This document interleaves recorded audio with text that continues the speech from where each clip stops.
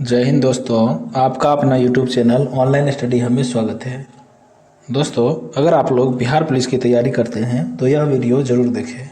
यह video Khan sir द्वारा निकाला गया पुस्तक पॉकेट जीके का मध्यकालीन भारत का पहला वीडियो है।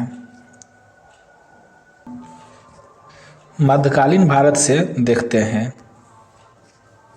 देखिए, मध्यकालीन भारत में पहला टॉपिक हो जाएगा इस्लाम का उदय तथा अरब आक्रमण। यह जो हो जाएगा 22 अप्रैल 570 से 8 जून 632 ईस्वी से 62 वर्ष तक, यह 62 वर्ष तक चला। आगे देखते हैं, यह बहुत ही इम्पोर्टेंट है। देखिए, कुरान के धार्मिक कानून को जवाबित कहा गया, यह इम्पोर्टेंट है। फिर कहता है मदीना के कुरैश तथा मुस्लिमों के बीच 3 युद्ध हुआ। पहला युद्ध जो हो जाएगा जंगे बदर का युद्ध हुआ था, यह मार्च अप्रैल 624 ईस्वी में हुआ था। दूसरा युद्ध जंगे उहद के बीच हुआ था, यह मार्च 625 में हुआ था। तीसरा जंगे खंदक के बीच हुआ था, यह मार्च अप्रैल 627 ईस्वी में हुआ था। आगे देखते हैं, इस्लामी कानून बादशाह को राजनीतिक संस्था स्वीकार नहीं करता, इसलिए उत्तराधिकार के नियम को भी नहीं मानता। मोहम्मद बिन कासिम से पहले अरबों के 2 असफल आक्रमण भारत पर हुए। पहला 711 ईस्वी में उबैदुल्ला के नेतृत्व में, दूसरा 711 ईस्वी में ही बुंदेल के नेतृत्व में हुआ था। देखिए, मोहम्मद बिन कासिम ने 712 ईस्वी में आक्रमण किया था, उससे पहले 2 असफल आक्रमण भारत पर हुआ था। पहला 711 ईस्वी में उबैदुल्ला के नेतृत्व में, दूसरा 711 में ही बुंदेल के नेतृत्व में हुआ था। अगला देखते हैं, कासिम ने 712 ईस्वी में मकरौन के रास्ते स्थल मार्ग से भारत पर हमला किया। कासिम ने जिन स्थानों पर आक्रमण किया उसका क्रम दिया हुआ है। देवल, नेऊन, सेहबान, शीशम, रावर, ब्राह्मणबाद, आलोर और मुल्तान पर आक्रमण किया। इसका सही क्रम था कासिम का। राजा दाहिर की मृत्यु रावर की लड़ाई में हुआ था। राजा दाहिर की मृत्यु रावर की लड़ाई में हुई थी। कासिम ने दाहिर की पुत्रियों सूरदेवी तथा परिमल देवी को ब्राह्मणबाद से पकड़ा था। बजहारा शीशम के जाटों का सेनापति था। देखिए, बजहारा हो जाएगा शीशम के जाटों का सेनापति था। वह कासिम के शीशम पर आक्रमण के समय मारा गया था। मोहम्मद बिन कासिम तथा खलीफा वलीद की मृत्यु 714 ईस्वी में हुआ। वलीद के बाद सुलेमान खलीफा बना। चालुक्य शासक पुलकेशीराज अब निजाश्रय को अरबों को पराजित करने के कारण नौसारी अभिलेख में दक्षिणापद के ठोस स्तंभ की उपाधि दी गई। देखिए, यह इंपॉर्टेंट हो जाता है। जजिया कर लगाने वाला पहला शासक मोहम्मद बिन कासिम था। भारत पर अरबों का आक्रमण 636 ईस्वी में खलीफा उमर के समय में थौने पर हुआ था। पश्चिम से भारत में प्रवेश करने के 4 स्थल थे। हेबर की घाटी से, बोलन की घाटी से, मकरौन तट से और जल मार्ग से। देखिए, पश्चिम से भारत में प्रवेश करने के 4 स्थल मार्ग थे, यह चारों देख लिए। अब आगे देखते हैं, सर विलियम मेयर के अनुसार सिंध विजय ने इस्लामी नीतियों में एक नए युग का प्रारंभ किया। देखिए, सिंध विजय ने इस्लामी नीतियों में एक नए युग का प्रारंभ सर विलियम मेयर के अनुसार कहा गया था। गिबन के अनुसार कहा गया था हजरत मोहम्मद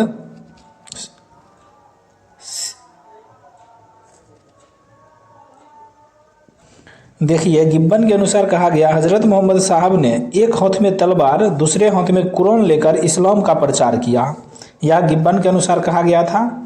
आगे देखते हैं, सुलेमान 9वीं सदी में भारत आक्रमण के समय प्रतिहार शासक मिहिर भोज एवं पाल शासक धर्मपाल और देवपाल था। देखिए, जब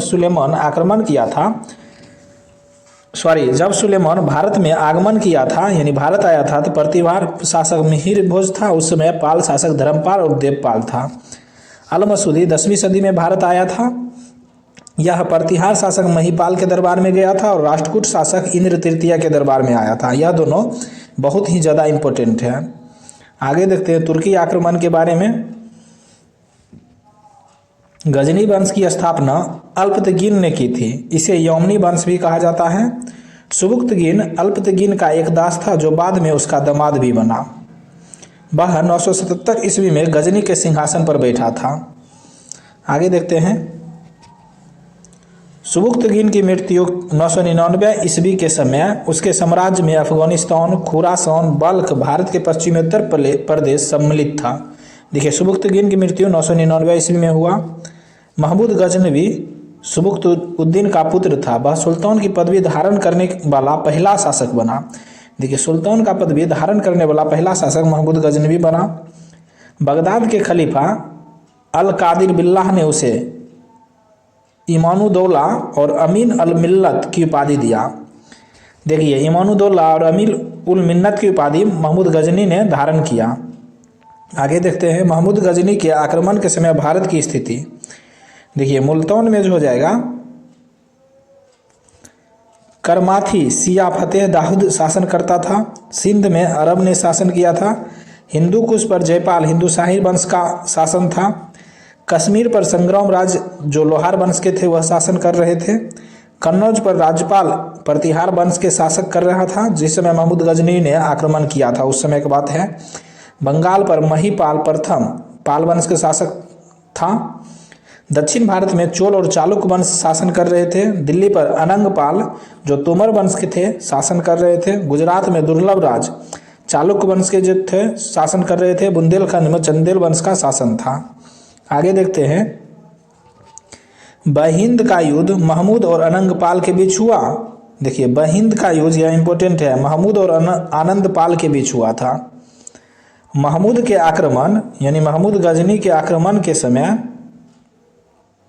हिंदुशाही राज्य की राजधानी उद्भंडपुर थी। देखिए, महमूद गजनी के आक्रमण के समय हिंदुशाही राजवंश की राजधानी उद्भंडपुर था।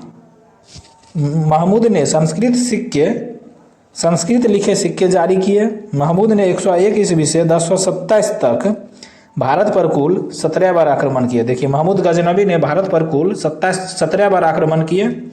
इसमें देख लेते हैं कुछ प्रमुख आक्रमण इसका हो जाएगा। पहला आक्रमण तो प्रमुख है ही। पहला आक्रमण पंजाब के विरुद्ध किया गया, उस समय पंजाब का शासक राजा जयपाल थे।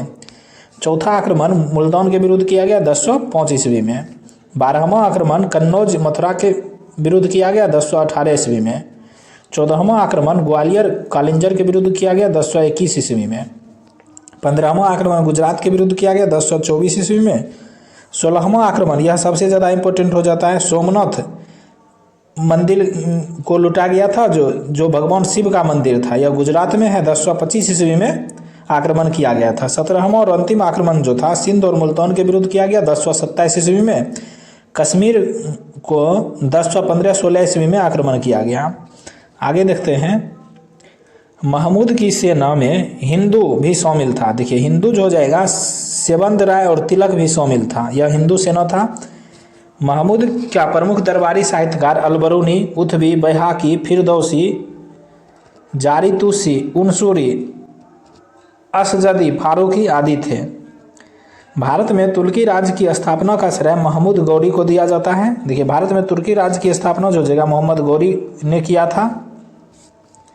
उसने भारत पर पहला आक्रमण 1175 ईस्वी में मुल्तान के विरुद्ध किया था। देखिए, भारत पर पहला आक्रमण तुर्की द्वारा मोहम्मद गौरी द्वारा किया गया 1175 ईस्वी में मुल्तान पर। गौरी ने दूसरा आक्रमण 1178 ईस्वी में गुजरात पर किया। इस बार उसे भीम द्वितीय की सेना से हार का मुंह देखना पड़ा। देखिए, मोहम्मद गौरी को भारत में प्रथम बार पराजित भीम द्वितीय ने किया था। इस समय गुजरात पर चालुक्य राजा मूलराज द्वितीय का शासन था। गौरी की हत्या 13 मार्च 1206 ईस्वी को खोखरों ने सिंधु के किनारे दैमक नामक स्थान पर कर दी। गौरी ने भारत पर आक्रमण करने के लिए गोमल दर्रे से होकर सिंध पहुंचने वाले मार्ग को अपनाया था। देखिए, गौरी हो जाएगा भारत पर आक्रमण करने के लिए गोमल दर्रे से होकर आया था। गौरी की सेना के प्रमुख सेनापति खरबाक खरमेर, इला, मुकब्बा, यालदोज, कबूचा और ऐबक था। आगे देखते हैं, तराइन के द्वितीय युद्ध में राजपूत सेना की कमान गोविंद राय, खौंडे राय तथा बदमसा रावल के हाथों में थे। देखिए, तराइन के द्वितीय युद्ध 1192 ईस्वी में हुआ था। 1194 ईस्वी में चंदावर का युद्ध गौरी और कन्नौज के शासक जयचंद, जो गहरवार वंश के बीच था, हुआ था, जिसमें जयचंद हार गए थे। आगे देखते हैं, इख्तियारुद्दीन बख्तियार खिलजी ऐबक की सेना का एक सरदार था। इसने 1202 ईस्वी में अभियान के दौरान नालंदा तथा विक्रमशिला विश्वविद्यालय को नष्ट कर दिया। मोहम्मद गौरी के सोनों के सिक्के पर लक्ष्मी तथा नंदी के चित्र थे, जिसके उल्टी तरफ देवनागरी लिपि में मोहम्मद बिन सौम अंकित था। देखिए, मोहम्मद बिन सौम अंकित था। आगे देखते हैं, गौरी ने 56 गरेन बजनी एक अन्य सिक्का देवहीवाल चलाया था। देखिए, गौरी ने देवहीवाल सिक्का चलाया था जो 56 ग्राम वजन था। 64 ग्रेन से 66.5 ग्रेन वजन के सिक्के, सोने के सिक्के चलाए, जिस पर लक्ष्मी की आकृति थी। यह बराबर क्वेश्चन परीक्षा में पूछा जाता है। लक्ष्मी की आकृति वाला सिक्का किसने चलाया? मोहम्मद गौरी ने। तांबे के सिक्के का वजन 37.5 से 48 ग्रेन तक था। यह इंपॉर्टेंट है। देखिए, उत्तर भारत पर तुर्कों के विजय का एक महत्वपूर्ण पहलू नगरीय क्रांति था। यह कथन प्रोफेसर मोहम्मद हबीब ने कहा था। आगे देखते हैं, लाहौर में गजनी वंश का अंतिम शासक खुसरो मलिक, गजनी में इस वंश का अंतिम शासक अरसलान था। लाहौर में गजनी वंश का अंतिम शासक खुसरो मलिक था और गजनी में इस वंश का अंतिम शासक अरसलान था। गौरी पूर्ण रूप से 1203 ईस्वी में सुल्तान बना था। तुर्कों से लगातार पराजित होने पर हरिराज चौहान ने आत्महत्या कर लिया था। देखिए, तुर्कों से लगातार पराजित होने पर हरिराज चौहान ने आत्महत्या कर लिया था। इस प्रकार हम लोग मध्यकालीन भारत में इस्लाम का उदय और अरब आक्रमण, कुछ छोटे छोटे टॉपिक देख लिए। अब यहाँ से मेन टॉपिक शुरू होता है दिल्ली सल्तनत। यहाँ से पढ़ने में मज़ा आएगा। देखिए, दिल्ली सल्तनत का कार्यकाल जो हो जाएगा 1206 से 1526 ईस्वी तक था, जिसमें गुलाम वंश सबसे पहले आता है, जिसका कार्यकाल 1206 से 1290 ईस्वी तक था। गुलाम वंश में सबसे पहले कुतुबुद्दीन ऐबक के बारे में देखते हैं। कुतुबुद्दीन ऐबक का कार्यकाल 1206 से 1210 ईस्वी है। ऐबक को निसापुर के काजी फखरुद्दीन अबूद अजीज कूफी ने खरीदा था। काजी के पुत्रों से गौरी ने ऐबक को खरीदा था। देखिए, काजी के पुत्रों से गौरी ने कुतुबुद्दीन ऐबक को खरीदा। ऐबक को लाख बख्श, पील बख्श, हातिम द्वितीय, कुरान खां आदि के उपनामों से जाना जाता है। प्रोफेसर हबीबुल्लाह खां ने गुलाम वंश को ममलुक वंश की संज्ञा दिया। देखिए, गुलाम वंश को ही ममलुक वंश भी कहा जाता है। आगे देखते हैं, दिल्ली सल्तनत के अधिकांश शासक इलवारी तुर्क जाति के थे। देखिए, दिल्ली सल्तनत के अधिकांश शासक जो हो जाएगा इलवारी तुर्क जाति के थे। कुतुब मीनार का निर्माण कार्य प्रारंभ कुतुबुद्दीन ऐबक ने किया। इसे पूर्ण कराने का श्रेय इल्तुतमिश को दिया जाता है। इसकी ऊंचाई 240 फीट या 73 मीटर है। कुतुबुद्दीन ऐबक तथा इल्तुतमिश दोनों कुतुबुद्दीन बख्तियार काकी के शिष्य थे। इन्हीं सूफी संत के नाम पर कुतुब मीनार नाम रखा गया। देखिए, कुतुब मीनार का निर्माण का प्रारंभ कुतुबुद्दीन ऐबक ने किया, लेकिन इसे पूरा कराने का श्रेय इल्तुतमिश को दिया जाता है। अजमेर में स्थित 2.5 दिन का झोपड़ा का निर्माण कुतुबुद्दीन ऐबक ने कराया। दिल्ली में कुब्बत अल इस्लाम मस्जिद बनवाई। भारत में सुल्तान की उपाधि का प्रचलन तुर्कों ने किया था। देखिए, सुल्तान उपाधि धारण करने का प्रचलन तुर्कों ने किया था। गौरी के मृत्यु के पश्चात ऐबक उसके भारतीय प्रदेशों का शासक हुआ। 25 जून 1206 को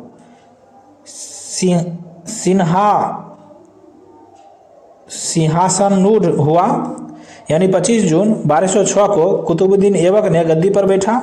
लाहौर ऐबक की राजधानी थी। देखिए, ऐबक ने लाहौर को अपनी राजधानी बनाया। आगे देखते हैं अब,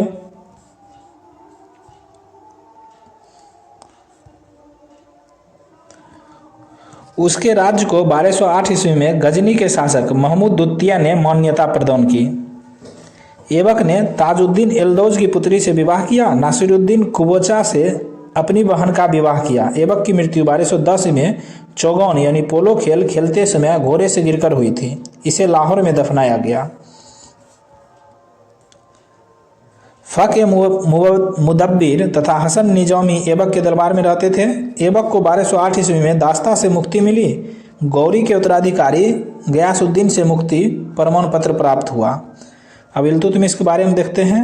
इल्तुतमिश का कार्यकाल जो हो जाएगा 1211 से 1236 के बीच था। कुतुबुद्दीन ऐबक का कार्यकाल जो था 1206 से 1210 के बीच था। इल्तुतमिश इलवारी तुर्क था। सुल्तान बनने के समय वह बदायूं का सूबेदार था। इल्तुतमिश ऐबक का दास था। ऐबक ने उसे गुजरात अभियान से लौटते समय खरीदा था। देखिए ऐबक जो हो जाएगा इल्तुतमिश को गुजरात अभियान लौटते समय खरीदा था। खोखरों से युद्ध के दौरान उसकी प्रतिभा से प्रसन्न होकर 1205 ईस्वी में गौरी ने ऐबक को उसे मुक्त कराने का आदेश दिया। इल्तुतमिश को सुल्तान के पद की स्वीकृति बगदाद के खलीफा अल मुंतसिर बिल्लाह ने 1229 में दिया। इसे खिलअत कहा गया। आगे देखते हैं। दिल्ली सल्तनत का वास्तविक संस्थापक इल्तुतमिश को माना जाता है। देखिए दिल्ली सल्तनत के वास्तविक संस्थापक इल्तुतमिश को माना जाता है। इल्तुतमिश प्रथम शासक या जिसने सर्वप्रथम स्थानीय सेना का गठन किया था। शुद्ध अरबी भाषा में सिक्के जारी करने वाला दिल्ली सल्तनत का प्रथम शासक इल्तुतमिश या इसे जीतल टका सिक्का जारी किया। इक्ता प्रथा को इल्तुतमिश ने शुरू किया था। तुर्कों ने चहलगामी चालीसा विभाग का गठन इल्तुतमिश ने किया था। इल्तुतमिश दिल्ली सल्तनत का प्रथम प्रभुत्व संपन्न शासक था जिसने बगदाद के खलीफा से वैधानिक सम्राट की मान्यता प्राप्त की थी। आगे देखते हैं।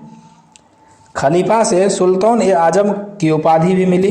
देखिए खलीफा से सुल्तान ए आजम की उपाधि दिया गया। मिनहाज उस सिराज ने तबकात ए नासिरी में इस संबंध में लिखा, इस्लाम की राजधानी से भेजे गए लाल वस्त्र आभूषण उपहार को सुल्तान उसके पुत्रों और अमीरों ने स्वीकार किया था। देखिए तबकात ए नासिरी पुस्तक के लेखक मिनहाज उस सिराज हो गया। इसने सल्तनत की राजधानी लाहौर से दिल्ली स्थानांतरित किया था। देखिए इल्तुतमिश ने अपनी राजधानी दिल्ली को बनाया था। निजामुद्दीन जुनैदी इल्तुतमिश का वजीर था। देखिए जुनैदी जो हो जाएगा इल्तुतमिश का वजीर था। इल्तुतमिश के समय में चंगेज खां के नेतृत्व में मंगोल आक्रमण का खतरा उत्पन्न हुआ था। अवध में पिरथू का विद्रोह इल्तुतमिश के काल में हुआ था। इल्तुतमिश के सैन्य अभियान देख लेते हैं कुछ। इल्तुतमिश के सैन्य अभियान। कुबूचा से तराइन का तृतीय युद्ध हुआ था 1215 ईस्वी में। कुबोचा से संघर्ष 1217 में हुआ था और 1228 में भी हुआ था। रणथंबोर अभियान 1226 में इल्तुतमिश द्वारा किया गया था। चित्तौड़ अभियान 1227 में किया था।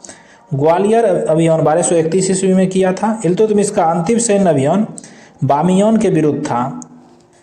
बयाना पर आक्रमण करने जाते समय रास्ते में वह बीमार हो गया और 1236 ईस्वी में इल्तुतमिश का मृत्यु हो गया। आइए देखते हैं आगे। इल्तुतमिश ने शुद्ध अरबी सिक्के चलाए जिसमें चांदी का टाका 175 ग्रेन था। तांबा का जीतर 22 से 33.5 ग्रेन तक था। सिक्के पर टकसाल का नाम लिखवाने की परंपरा चलाई गई। मिश्र धातु के सिक्के पर देवनागरी लिपि का प्रयोग हुआ।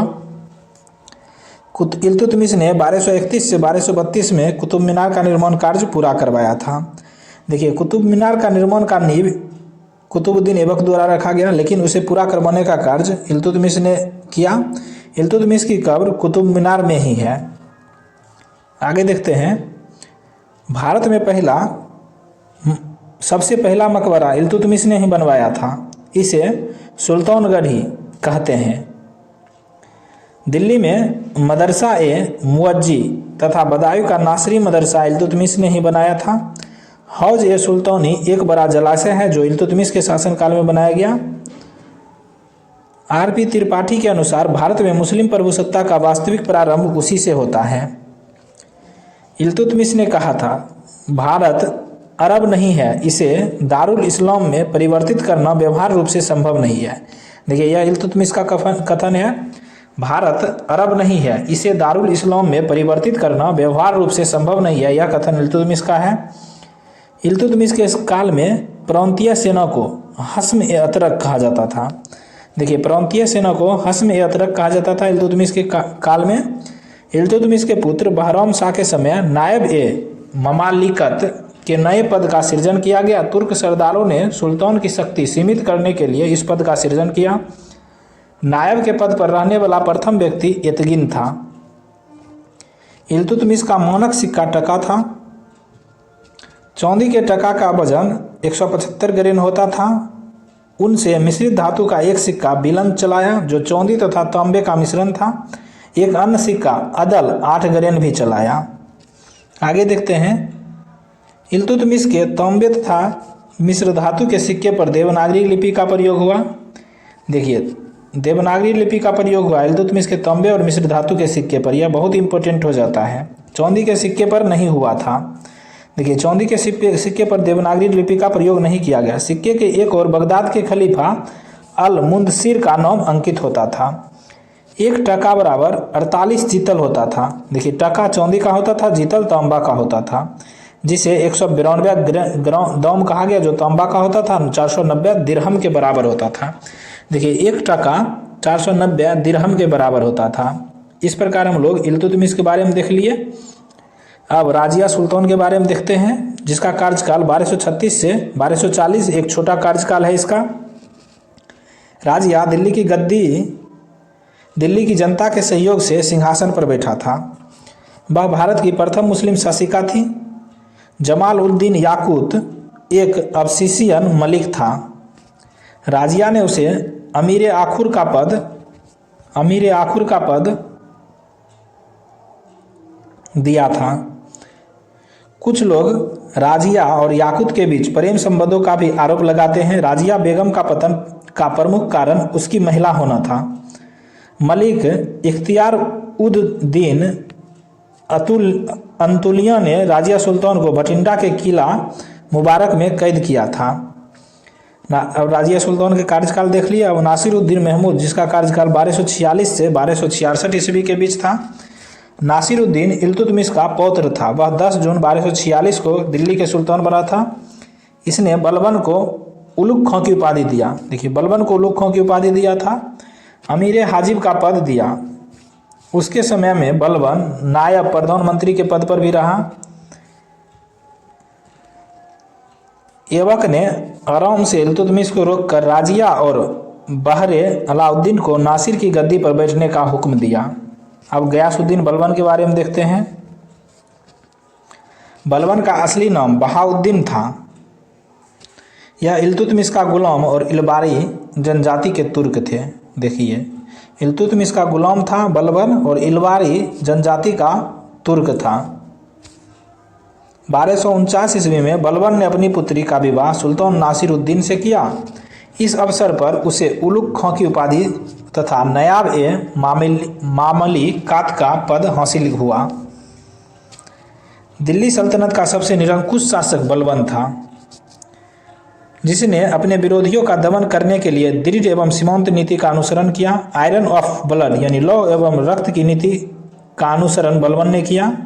तुर्कों ने चिहलगोनी, जिसे चालीसा दल कहते थे, का विभाग का दमन बलबन ने ही किया, जिसका गठन, देखिए, तुर्कों ने चिहलगोमी का गठन इल्तुतमिश द्वारा किया गया, लेकिन उसको खत्म बलबन ने किया। अमीर खुसरो, अमीर हसन बलबन के दरबारी कवि थे। देखिए, बलबन के दरबारी कवि जो हो जाएगा अमीर खुसरो, अमीर हसन थे। अमीर खुसरो एटा उत्तर प्रदेश का निवासी था। यह निजामुद्दीन औलिया का शिष्य था। इसने सितार एवं कव्वाली का आविष्कार किया।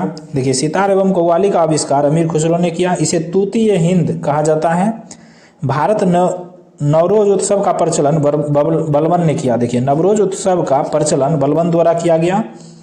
इन्होंने दरबार में सिजदा एवं पवोस प्रथा का शुरू किया। देखिए, सिजदा एवं पवोस प्रथा का शुरुआत बलबन ने किया। बलबन ने स्वयं को अफ्रेसियाई वंश यानी उच्च कुल को घोषित किया। राजा पृथ्वी पर ईश्वर का प्रतिनिधि है, इस सिद्धांत को सर्वप्रथम प्रतिपादन बलबन ने किया। देखिए, यह इंपॉर्टेंट हो जाता है। राजा पृथ्वी पर ईश्वर का प्रतिनिधि है, इस सिद्धांत का प्रतिपादन सर्वप्रथम बलबन ने किया। बलबन ने खलीफा की सत्ता को मान्यता दी, साथ ही उसका नाम सिक्कों पर खुदवाया। बलबन के समय 1279 ईस्वी में बंगाल के तुगरिल खां ने विद्रोह किया था। मलिक मुकद्दिर अली को तुगरिल का सिर काटने के उपलक्ष्य में तुगरिल कुश की उपाधि दिया गया। आगे देखते हैं।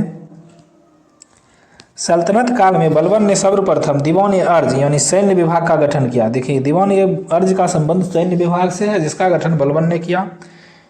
उसकी अच्छी सैन्य व्यवस्था का श्रेय इमादुल मुल्क को जाता है। बलबन के बड़े पुत्र शाहजादा मुहम्मद की मृत्यु मंगोलों से युद्ध के दौरान हुई थी।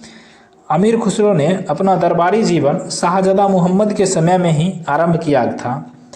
बर्नी ने बलबन की बसाया का संकलन किया। बलबन के समय में दिल्ली का कोतवाल मलिक फखरीउद्दीन था। बलबन भारत का पहला शासक था जिसने जिले इलाही की उपाधि धारण किया। देखिए, जिले इलाही की उपाधि बलबन ने धारण किया था। बलबन ने बदायूं के इबतदार मलिक बकबक को जनता के सामने कोरे से पिटवाया, क्योंकि उसने एक दास को पीट पीट कर मार दिया था। बलबन ने इक्तदाताओं में भ्रष्टाचार को रोकने के लिए ख्वाजा नामक अधिकारी की नियुक्ति की। इसका कार्य राजस्व संबंधी शासक था। देखिए, कुछ शासकों के क्रम निम्न हैं। देखिए, कुतुबुद्दीन ऐबक का कार्यकाल 1206 से 1210 था। उसके बाद राम शाह गद्दी पर आया। उसके बाद इल्तुतमिश गद्दी पर आया, 1211 से 1236 कार्यकाल है। उसके बाद रुकनुद्दीन फिरोज शाह गद्दी पर आया, इसका छोटा कार्यकाल था। राजिया सुल्तान आई, 1236 से 1240 ईस्वी कार्यकाल था। उसके बाद मुइनुद्दीन बहराम शाह गद्दी पर आया। अलाउद्दीन महमूद शाह गद्दी पर आया।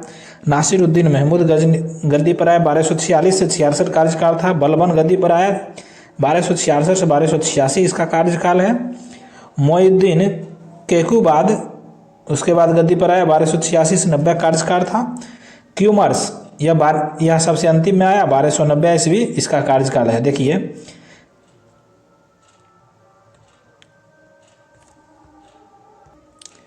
इस प्रकार जैसा कि देखिए, गुलाम वंश का संस्थापक जो हो जाएगा कुतुबुद्दीन ऐबक था और गुलाम वंश का अंतिम शासक क्यूमर्स था। अब आगे हम लोग खिलजी वंश नेक्स्ट वीडियो में देखेंगे। आप लोग कंटिन्यू बने रहे। Thank you for watching.